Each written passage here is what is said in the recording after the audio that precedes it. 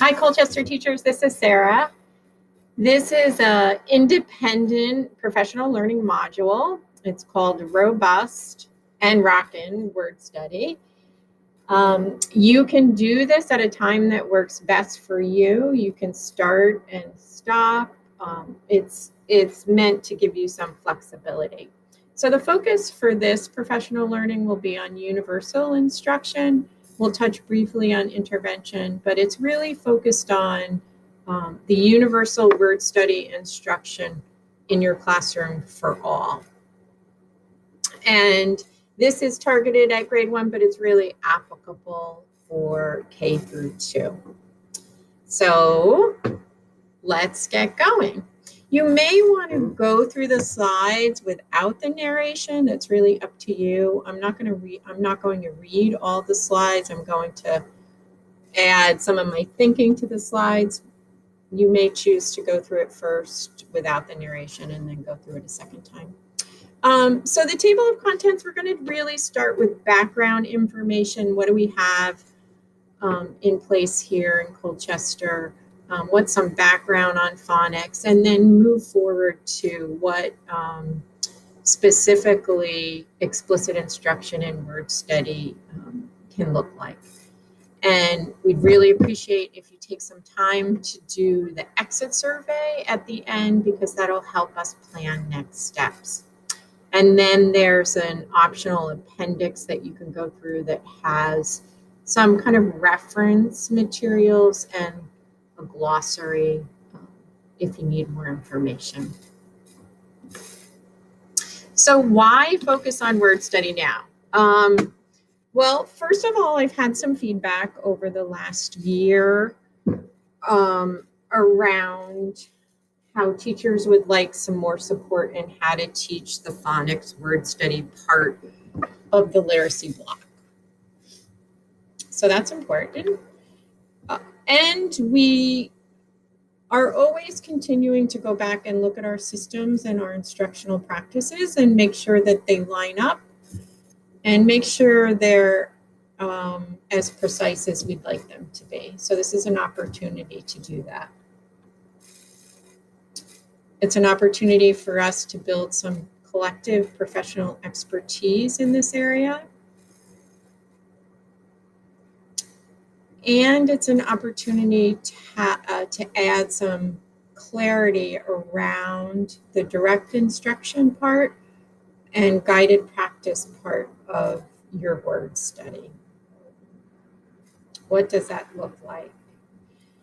I'm sure you're all well aware of the national debate that's been taking place around reading instruction. And so we'll address that in here and talk a little bit about where we land here in Colchester relative to that debate. And then I'm sure some of you are finding that you have students that have students or groups of students that have a large instructional gap because of remote learning. And your data may reflect that. So it's an important time for us to make sure that we feel that our word study is as robust and explicit as possible. So the goals with that are, I'd really love if everybody came away with a common understanding around what explicit and systematic phonics and word study is, and a common understanding around a word study lesson framework.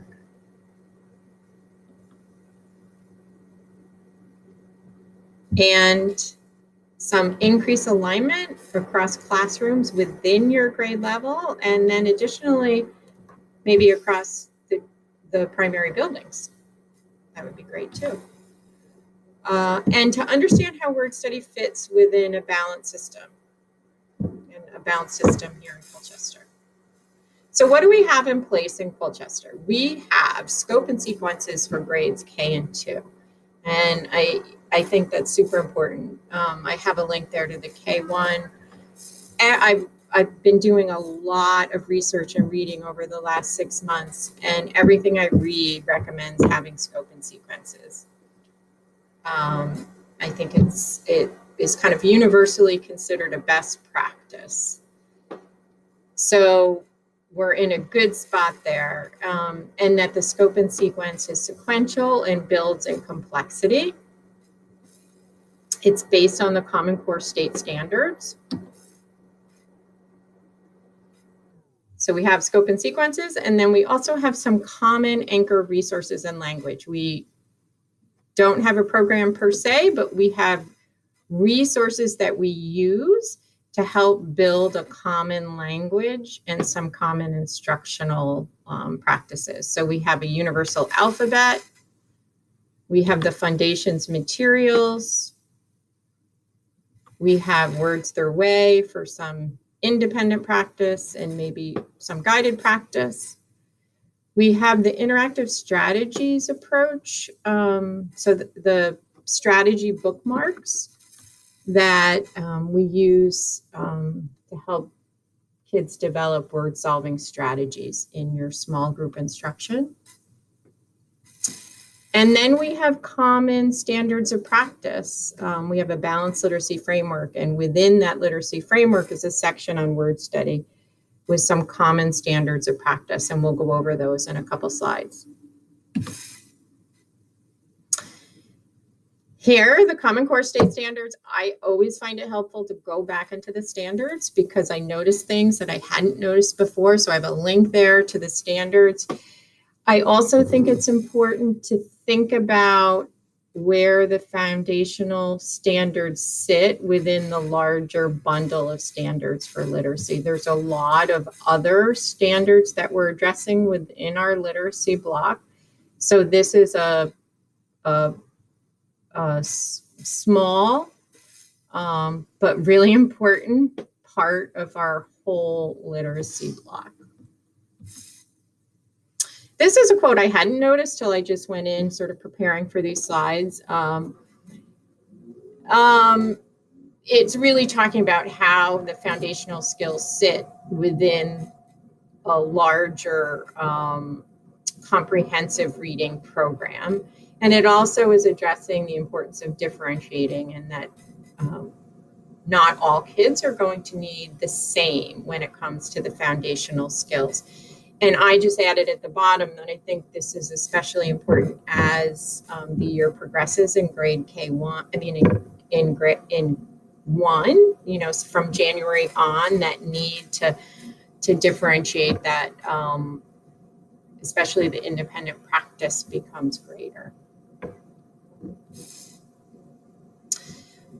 So this is our balanced literacy model. So we have a reading workshop and we have a writing workshop, and we have a common framework within each one of those. So we have common components within our reading workshop. We have a read aloud. We have mini lessons that are based on our curriculum maps that very often are genre focused. They could also be foundational focused, you know, early in K and 1. Teacher managed small groups, so that's our guided reading and independent reading. And in writing workshop, we have the direct instruction, and then we have some guided independent reading. And then we have word study, and word study can situate itself in either reading workshop, writing workshop, or at a separate time. It's just important that it's part of what is our balanced literacy. And this is the MTSS model, and we, for purposes of this professional learning, are focused on the purple right now, which is the universal instruction for all. I think it's important to recognize a lot of the other good work that you've done related to literacy and how it kind of all comes together, really. You know, our book rooms and our classroom libraries, we've all worked on updating and including our collection books that are accessible for kids and high interest and have equity in mind. We've worked some on guided reading and small group instruction, and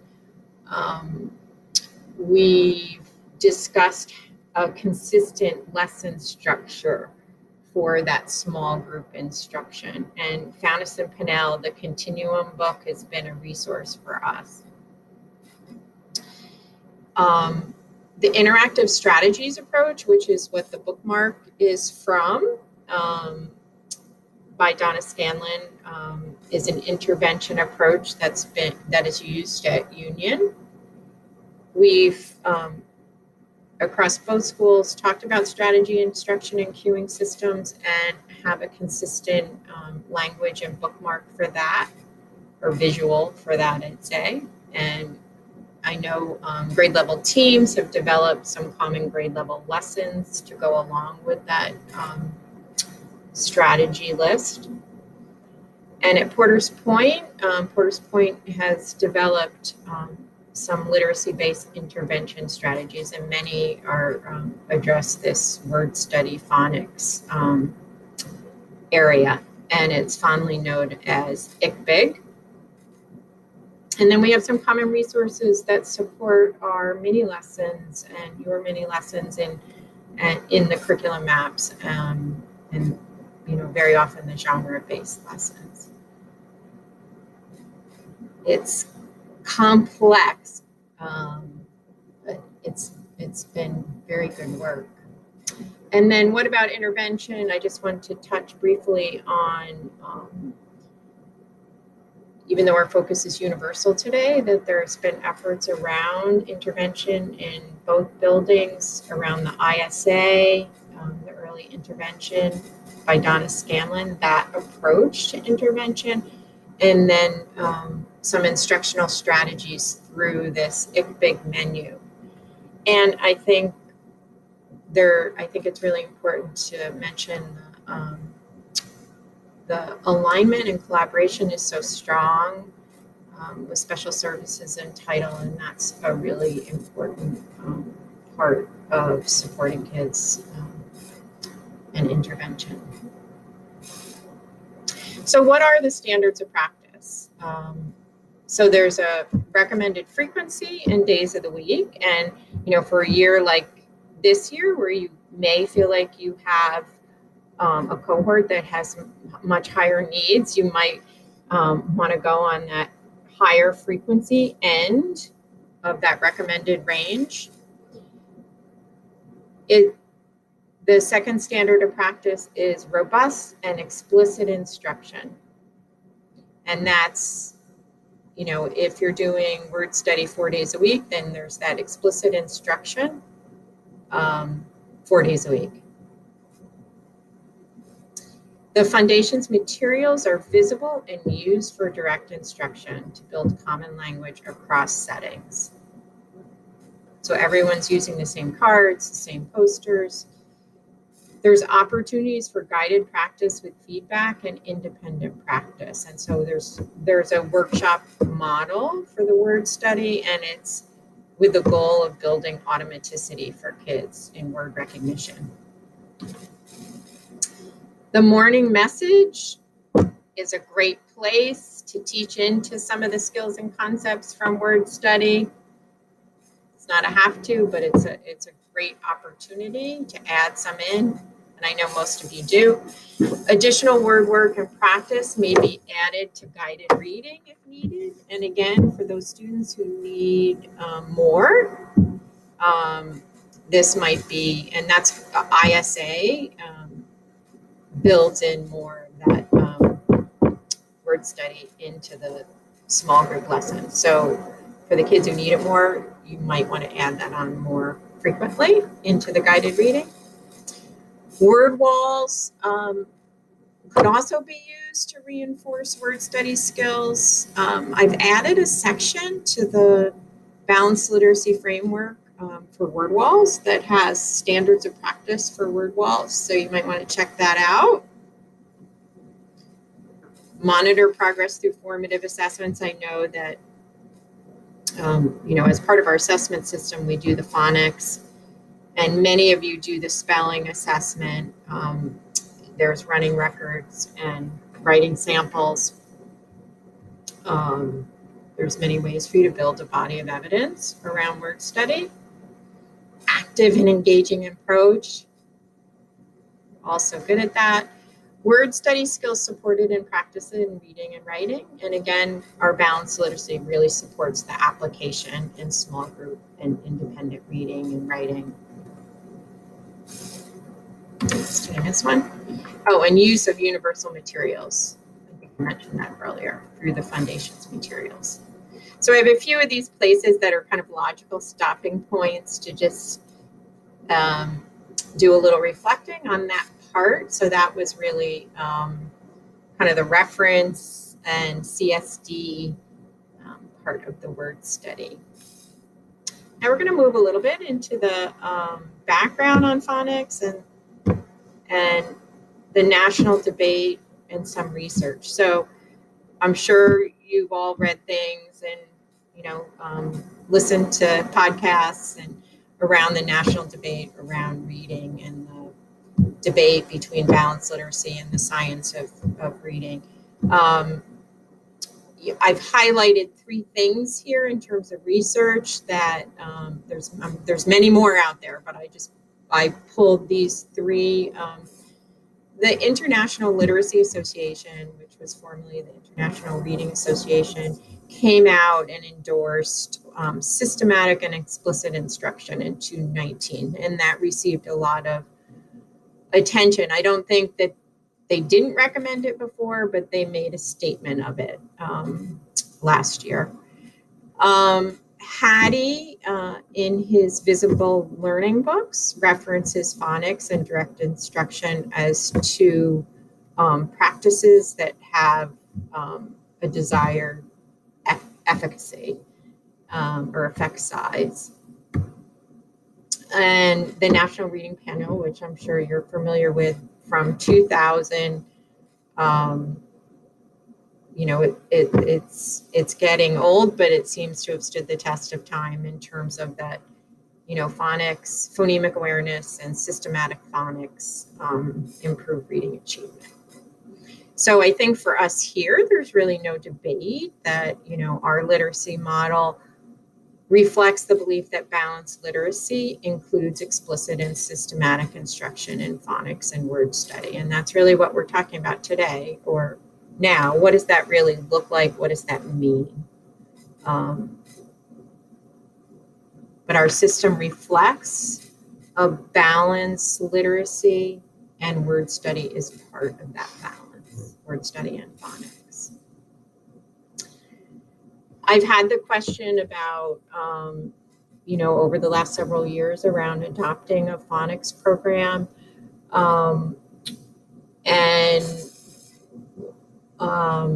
There's a good link here to some reading that gets at this question. Isn't just following a phonics program enough? We have decided here in CSD instead to have to work towards this approach that is explicit and systematic with support with Foundation's resources and our scope and sequence. And rather than adopting a program, the entirety of a program. So really our scope and sequence is what drives us, and then we have resources to support it. And then we're building our expertise around delivering that instruction. So the key to effectiveness is not a program, but a systematic and explicit approach, and that's what we're working on. So what does that mean? What does it mean, systematic and explicit instruction? So when we think about it explicit, I think this is a really important, these 2 slides are really important, and this is a great use of language, I think. Instruction that is direct, precise, and unambiguous. It's directly taught, stated, not discovered. I think there's times that it makes sense to use kind of an inquiry, like a discovery kind of approach. But in general, our approach to phonics and word study, we want it to be just so clear. And just tell them the rule. And this includes a learning target. So this is what we're learning to help us become readers and writers. And that there's practice, explicit includes practice using phonics to read words. And our system really supports that through our small group and our independent reading. All right, so that's explicit, like direct, clear. What's systematic? And systematic is a curriculum that has a specified sequential set of phonics elements. And that's our scope and sequence. And it goes from easy to more complex. It includes a repetition cycle. I think this is something that we can talk about when we get to that lesson structure. So I think this is something to think about as we think about planning our lessons. So includes a repetition cycle, and it goes from something that's known for students to something that's new. So in a way that makes it easier for them to grasp on to the new. So you know how to do this, and now we're going to try this. So the example I gave is hat to hate. So going from something that they knew how to do to something new. And most sequences, our sequence, although we make revisions from year to year on our scope and sequences, it follows this sequence. It goes from easy to more complex. So from phonic awareness to, which is the sounds, to the symbols, then to the sound symbols, all the way to the morphology, which is the word parts and the meanings of words. So that's the typical sequence. So that was a little background on phonics and addressing the debate and where we as Colchester, how we approach our phonics and word study. So a little bit more background on phonics, just to build a common understanding. This is something that has been around for a while, but I think it's a good visual to think about all the things that are involved in getting to this skilled and automatic reading. And what we're focusing on for purposes of this professional learning is really that word recognition that leads to comprehension. There's a few things that I just wanted to make sure we all kind of had a clear understanding of, and they're issues or topics within this phonics debate that you might have heard about or read about in articles. So very often you'll hear in related to phonics programs, whether there's two approaches. One is analytic, which is, you're looking at word families or patterns. So you're looking at kind of chunks and comparing, whereas synthetic is you're blending individual sounds. And some programs only focus on one versus another. Our scope and sequences use both, and I think you need both. So, generally you start with that analytic, which is easier, and they focus on those word families in grade 1. You have those early on in your scope and sequence, and move to the synthetic where they're using those sounds to blend. And then, proficient readers need to go back to that analytic to get more efficient using syllables and word parts. So our scope and sequences combine both.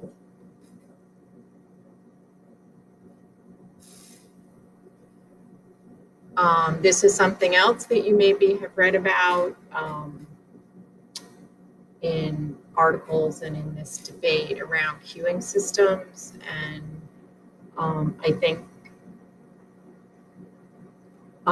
you may have also, in work that we've done in the past, heard of cueing system like MSV, like it's the information systems that students access in order to identify words. So the meaning, structure, and visual.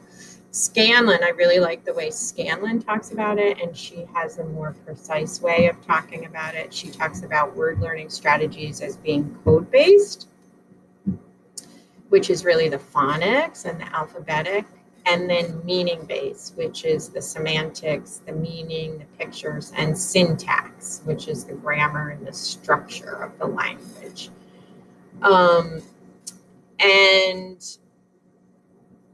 And that kids need, both in order. They need the code-based and the meaning-based strategies to identify unknown words. I included this slide in here because it does come up as part of the debate, and also because I think it's important to connect the word study phonics work with what's happening in terms of strategy instruction in small groups and in independent reading. And really the phonics word study is what informs that code-based strategy work that kids do in combination with the meaning-based strategies. I have some good articles on this and the ISA book if anyone wants to read more about this. Multisensory, many programs are, multisensory by design. Our approach is not necessarily multisensory. There may be some multisensory strategies that get incorporated that may be useful for kids. From what I've read, it's useful for students that it's useful for kids for enhancing memory for kids to use the multiple modalities, but not necessarily for kind of a universal for all. So there may be some strategies that get incorporated, but our approach by design is not necessarily multisensory. Decodable text is different from the text that we have in our book rooms. I'm sure you're familiar and know what decodable text is, but I think a small amount to use. I guess our system would say that a small amount to use for kids to practice at the beginning levels, especially during that very short guided practice part, during maybe some shared reading. The Words Their Way poems work really well for that. I have some resources I'll share with you. And then just to think about, our system balances that with kids having access to complex grade level text through Read Aloud and the level text in small group and independent reading. Words Their Way is a resource that that everyone has. There's some best practices associated with Words Their Way that I just wanted to highlight. I think it may work best as part of a limited amount of your independent practice, and you may also find some of it useful during some of your guided practice. So I think some of the best practices are to make it as active as possible. And this would be good, for all of you to share with each other what works best. But to make it as active as possible, because I think it can be, and from what I've heard from some of you, is a very passive cutting and pasting. So encouraging the reading and reflection and encouraging sort by sight and sound. A step backward is a step forward. So going from, again, the same kind of concept of going from the known to the new, that there's something that's known within what they're working at.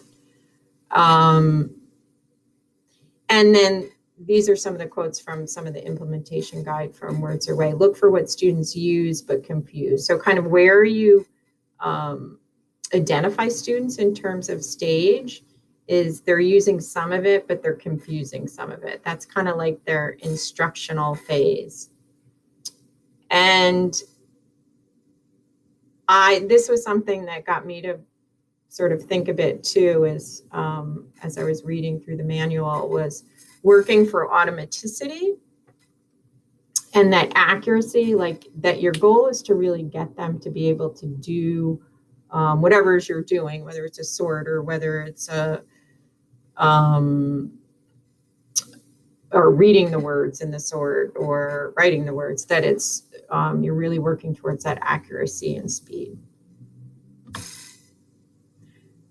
And I think some kind of routine, teaching into some kind of routine for word study may be helpful in terms of making it more active, you know, like developing some kind of checklist for them, or as part of your teaching into some type of routine. I have a couple resources there linked that might be helpful.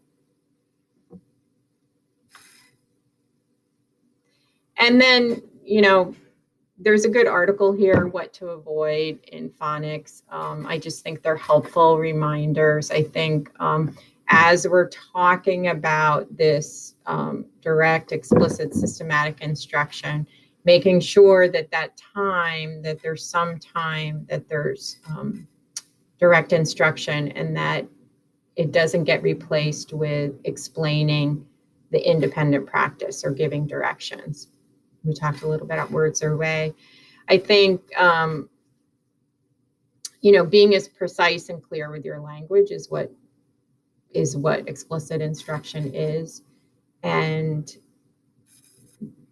being careful about using too much language with students, and whatever you do that sort of helps you, you know, whether it's the writing the learning target, or that helps you be as clear as possible with that very short, direct instruction part of the lesson. And check out this article for a little bit more information about phonics faux pas, which I'm sure I've done. So that was a little background on phonics, making sure we had a common understanding about some of these issues that surface and come up, and where our approach lands in relation to those. So now, what does an explicit word study lesson look like? I have a link here, and I hope you can, I'm not going to risk it. If you click that link, it'll take you, this is new, this resource that I've developed, and it was something that I developed to provide you with more support around what does a word study lesson look like. So I'd love to spend more time on this in a grade level team. I'll kind of go through it quickly for purposes of this, but I think this could be an area where we could come back to. So when you think about planning your word study or phonics, or your phonics, I guess, we call it word study, think about these components that, and you're not going to necessarily do all of them in each lesson, or you couldn't do all of them in each lesson, but think about the buckets that you would put your instruction into. I think the first one, review it, you would do most for every lesson. So do some quick review it practice for automaticity. And that's where those letter letter names, sounds. The foundations cards will be used. So do a quick review. If you're in a phonemic awareness part of your scope and sequence, you'll do the hear it, right? If you've moved past the hear it and you're into the decode it part of your scope and sequence, you'll do the decode it. So you'll start with a little review it, either do hear it, decode it, or you might, in the beginning of first grade, you might do a little bit of hear it and a little bit of decode it. Then writing words would be spell it, and then text reading would be read it. So when you think about planning your lessons, you're going to think about which of these components are you going to address within that lesson. So I might do some review it, some decode it, and then some read it one day. And the next day I might do review it, spell it, and maybe that's what I do the next day. So I think this is helpful to think about what are the buckets that your instruction goes in. And then your lesson format, this is, probably familiar to you. I've tried to make it even more precise. So your lesson's going to start with that direct instruction, which your direct instruction is short, but it's like the most important part. So within that direct instruction, you have review it, introduce it, model it. So you're going to do your quick review. You're going to introduce what is the skill, and then you're going to model it, probably by doing some word building, some blending, some sounds, some letter boxes. So you're building automaticity through review it, you're introducing what's new, and you're saying, and this is how you're going to use what's new. This is how it works. And then, so that's quick, 5 to 10 minutes, guided practice. And I think, so thinking about how you can get all your students engaged in a quick, meaningful way in the next 10 minutes. So whether it's, they all have word cards that are face down, that they're practicing reading some of the words that have that pattern that you introduced, or they all have whiteboards and they're doing a little bit of writing of the words. It could be that you're doing an interactive sort together and you're really using some of that routine language that I referenced earlier from Words Their Way. It could be some shared reading is your guided practice. So you're doing some shared reading of the Words Their Way poetry. And then the independent practice, I think that's familiar, and, whether it's your centers or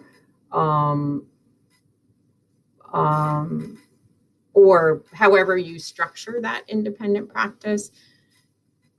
And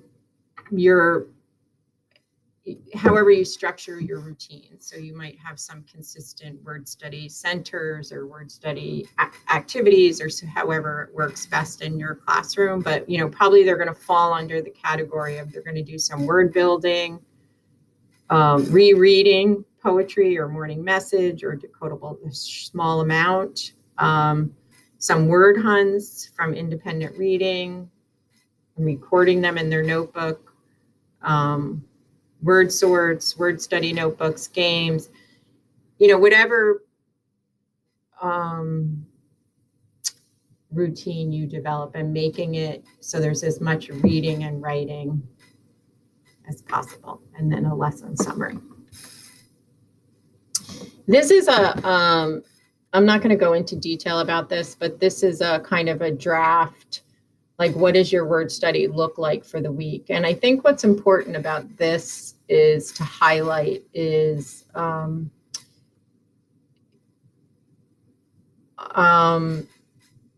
that you might want to focus on the reading aspect.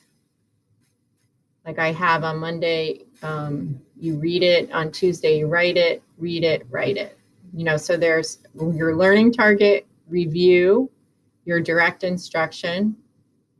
What is that? What are the words I'm going to make or build? What's the guided practice that the whole group is doing? And then what's the independent practice? And then I think this got cut off, but I think it also includes what's my connection to the morning message, and then what's my connection to small group. So this could be something that we spend a little time with in grade level team meetings.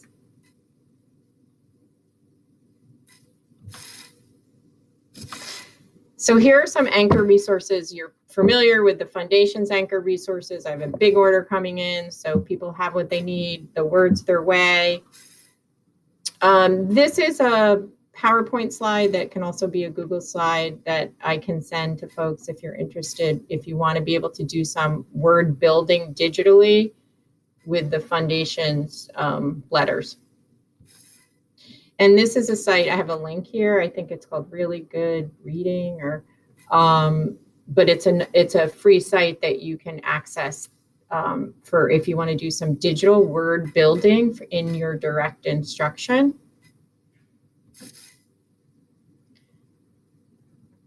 Seesaw, this is just a Seesaw activity with some review of Foundations. I think, you know, there were several in there. This was one that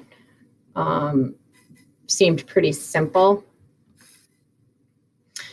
This is Foundations. This is you'll have the link over here. This is some free resources on the Wilson site, and there's some parent packets, but I think you may or may not choose to use them with parents because we're not using the program. But I do think they're helpful in terms of language and using common language. So check those out. As I said, or I think I said, I ordered some grade 1 manuals to use as a KN1 manuals, and I might add 2 also, just to have as reference, so that